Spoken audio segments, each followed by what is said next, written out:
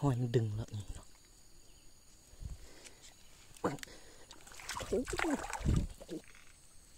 โอ้ยุบแล้วยุบแล้วถึงแล้วสบายดีทุกคนเนาะนี่พาทุกคนมาใส่เบ็ดเนาะใส่เบ็ดเอาเอียนเนาะเขาเห็นหูเอียน2-3 หูอยู่แต่ตอนมือน้ำแห้งแต่ว่าเดี๋ยวนี้น้ำขึ้นแล้วฝนตก2 มื้อนี่แหละตอนนี้ก็ฝนตกอยู่เลยฝนตกกัน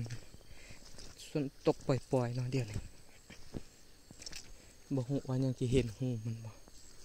ในเมื่อวานนี้เขาจกเบิ่งอยู่นี่เนาะนี่อยู่แถวนี้บ่หูอยู่ใส่ตัวนี้บ่เดี๋ยวหาเบิ่งใหม่เนาะรวยอยู่ฝุ่นวะมันน้ำขึ้นแล้วบ่เห็นมันแล้วกลับเฮาใส่ให้จมน้ำเลยบ่หูว่าอยู่ใส่เดี๋ยวเฮาไปเบิ่งเนาะพอดีใส่เมื่อวานนี่ฝนตกมันก็เลยบ่เห็นมันแล้วนี่กลับเฮาใส่แค่นั้นบ่เห็นเบิ่งเบ็ดหลังนี้เฮาใส่แล้วพอดีมันดึงเข้าไปเลย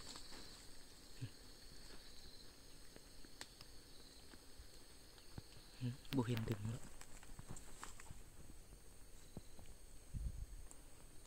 ตอนมันดึงทายบ่ทันนี่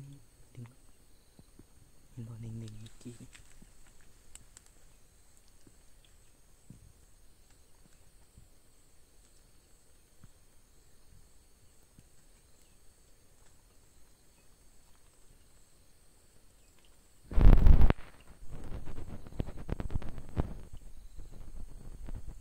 ดึงเข้าไปเนาะ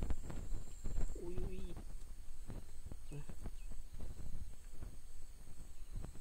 สายพวกเงี้ยวๆเดี๋ยวมันเขาจำหมดแล้วสายเงี้ยวด้วย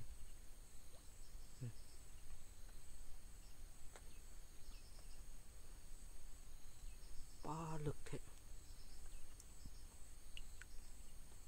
ดึงเอาเลยพ่อหนุ่ม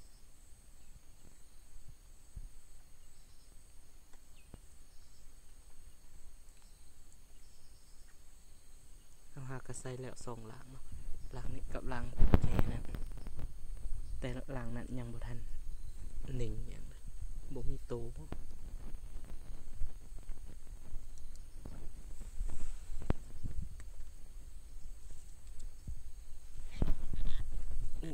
แล้วอยู่แล้วโอ้โหดึงบังแห้ง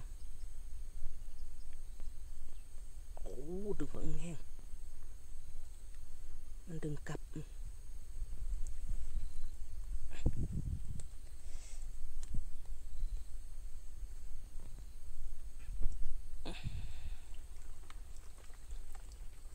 โอ้มันดึงสู้กลับบังแห้งนี่นะ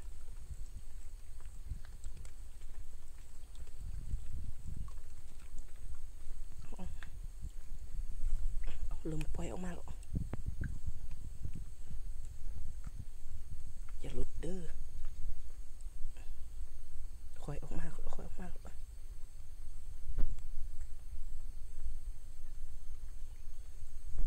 อีตบไงมาออกมาแล้วตบไงเลย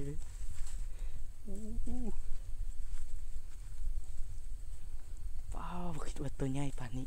เห็นหูหน่อยๆนี่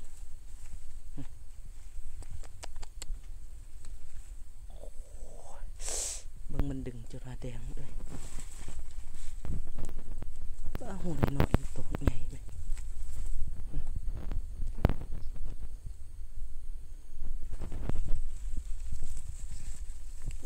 หัวมันตัวใหญ่เลยมื้อนั้นเราเห็นหูมันลายอยู่แต่ว่ามามื้อนี้นำขึ้นเนาะซอกบ่เห็นหูยังเห็นอยู่หันเดี๋ยวเราไปใส่อีกเนาะได้ตัวนึงละมันนี่เนาะเราเห็นอีกหูหนึ่งอยู่นี่เนาะอยู่ไกลกันเลยบอลเฮาใดเมื่อกี้ฮะอยู่นี่มีหูอีกเนาะเดี๋ยวเราใส่เบิ่งว่าจะมีโตเนาะเราใส่นี้อีกหลังหนึ่งเป็น3 หลังหลังนั้นบ่มีโตบ่ใส่ตะกี้ยังบ่เดี๋ยวหาหูใหม่อีกเนาะเอาเบ็ดมา4 หลังหนึ่งถือแล้วบ่ได้ปลดเนาะเหลือแต่ 3 ลางนี่แหละเดี๋ยวหาหูใหม่เบิ่งถ้าว่าลางใดมันบ่กินจังยะไปใส่เนาะลางนี้ตึงอีกแล้วเดี๋ยวจอบเบิ่งเมื่อกี้เห็นมันดึงนี่ดึงแล้วไอ้เนาะ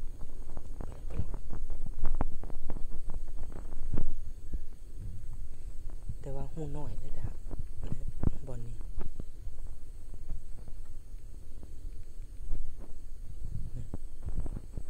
เป็นพองออกมาเลย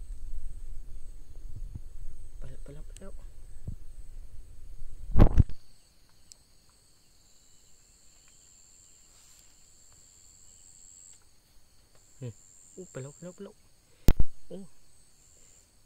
โอ้จีดึงจำแล้วปุ๊มันทึกหรือเดี๋ยวกันนะเดี๋ยวใครดึงมันเอาไปแล้ว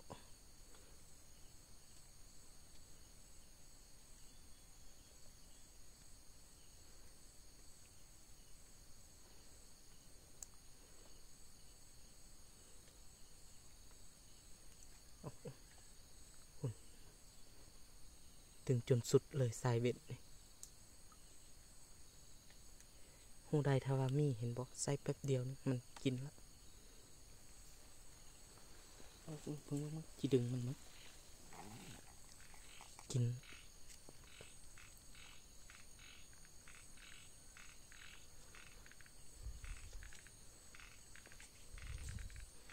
ดึงลอกมึงเนาะ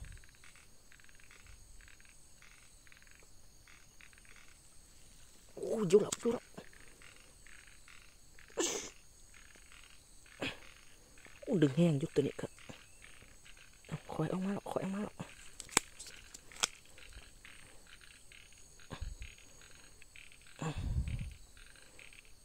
ขอแต่สายมันบกขาดแล้วเนาะ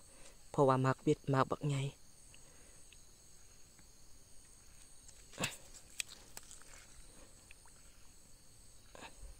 ออกมาแล้วไก่ออกมาแล้ว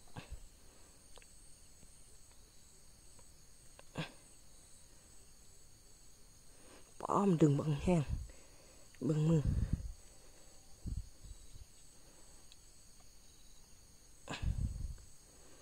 ป้าถูกดึงบังแห้งตัวใหญ่อีกปุ๊จะ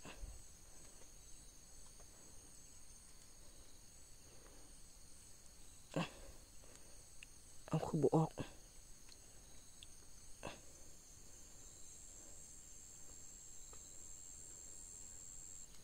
คือบุดึงแล้วเอาเขาบงมือ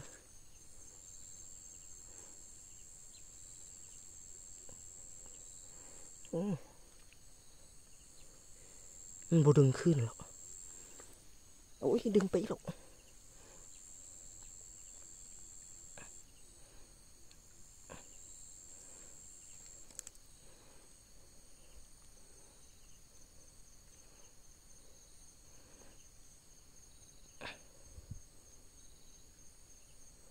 โอ้ดึงบางแห้งตัวนี้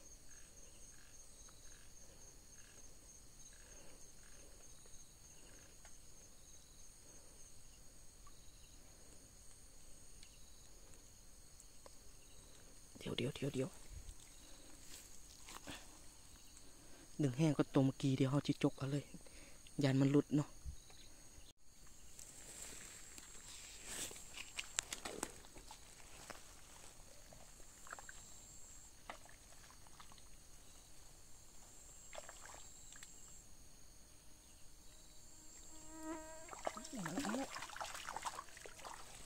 ตัวไง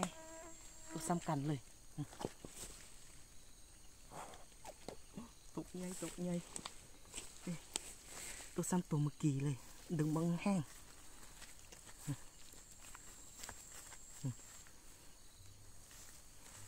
มาแล้ว2 แต้มแล้วตกใหญ่นี่ตัวซ้ำเมื่อกี้ดึงบังแห้งจนเจ็บมือเลย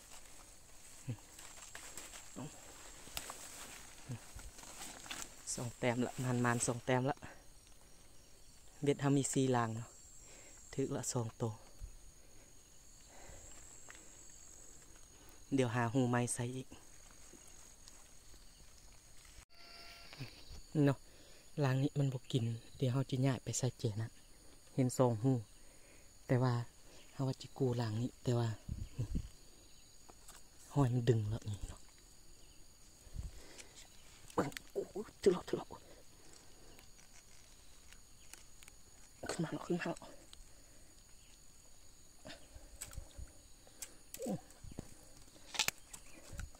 ลางนี้ก็ดึงแห้งอยู่ได้แต่ว่าหูน้อยลางนี้ก็โอ้ดึงแห้งอยู่เจ้ามาแล้วโอ้มีแต่ใส่งามๆเลยป้าตัวใหญ่ตึกอะ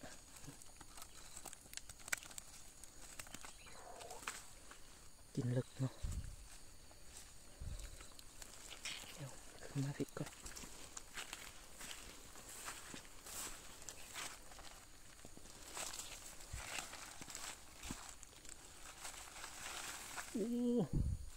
มีแต่ใส่งามๆเลยรุ่นเดียวกันหมดเลยไหมมีแต่ตัวใหญ่ๆ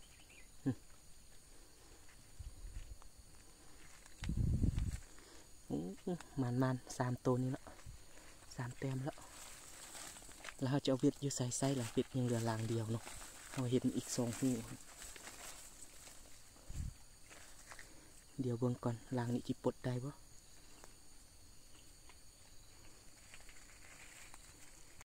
นี่เนาะเราใส่นี้อีกลางหนึ่งนี่เบ็ดเขาหมดแล้วแต่ว่าเราเห็นหูเอียนอยู่หันอีกหูหนึ่งเนาะเดี๋ยวเราจิปลดเอาลางที่มันทึกนี่แหละใส่เรากำลังมาจิปลดอันเบ็ดเอียนเนาะแล้วนี่เราเห็นมันดึงหรอกเมื่อกี้นี่ไหวขนาดวัตถุไซเห็นดึงละเห็นหรอไปแล้วเทหูวักงามเนาะแล้วตรงนี้กับหูนั่นกับวักงามอีกไปแล้วดึงแล้ว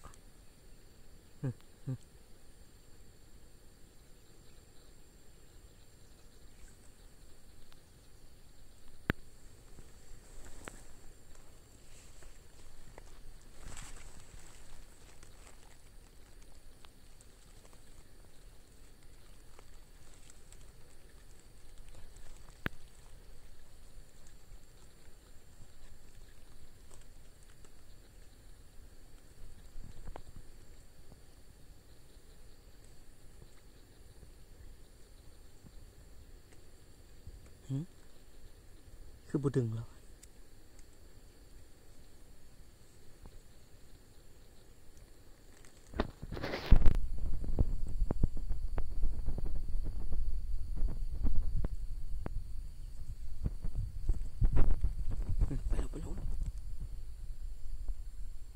ดึงเขาแล้ว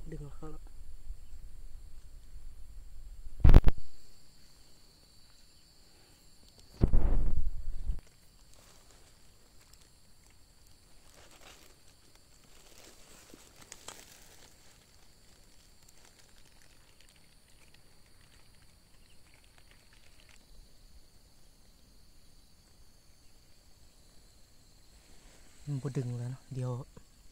ลองดึงเบิ่ง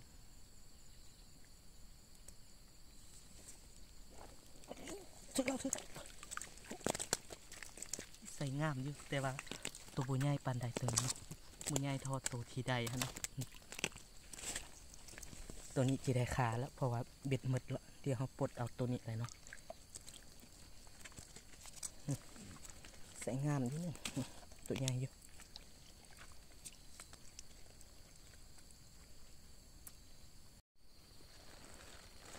เขาปลดแล้วเนาะเดี๋ยวเขาจะใส่อีกอยู่หันเนาะ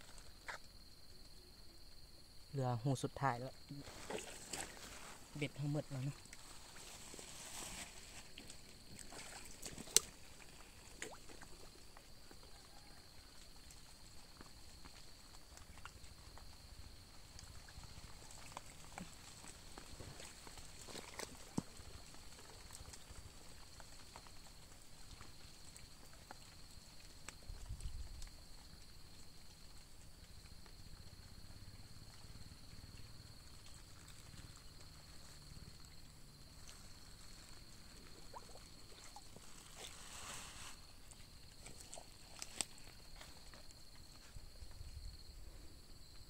เดี๋ยวถ้าเบิ่งบอนนี้เนาะว่ามันจะมีโตป่ะโอเคเนาะเดี๋ยวนี้เขาจะเมื่อละสวยละห่อนละนี่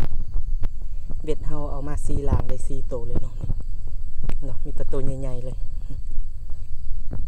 ตัวนี้หน่อยก้อนโมเลยนี่เบิ่งตัวนี้ตัวใหญ่ตัวบักใหญ่เนาะ4ตัวบักใหญ่ถ้าตัวใดก็มือใดน้ำแห้งแล้วเขาจะมาใส่ใหม่เนาะเพราะว่ามือนั้นเห็นหูลายกว่านี้แต่ว่าเมื่อคืนฝนตกน้ำขึ้นซอกหูมันบ่เห็นเนาะมือใดน้ำแห้งแล้วเขาจะมาใส่ใหม่เนาะโอเคเนาะสำหรับคลิปนี้ขอจบซ้ำเนาะเดี๋ยวพบกันใหม่คลิปหน้าเนาะมื้อนี้ถือว่ามานอยู่แต่ตัวบักใหญ่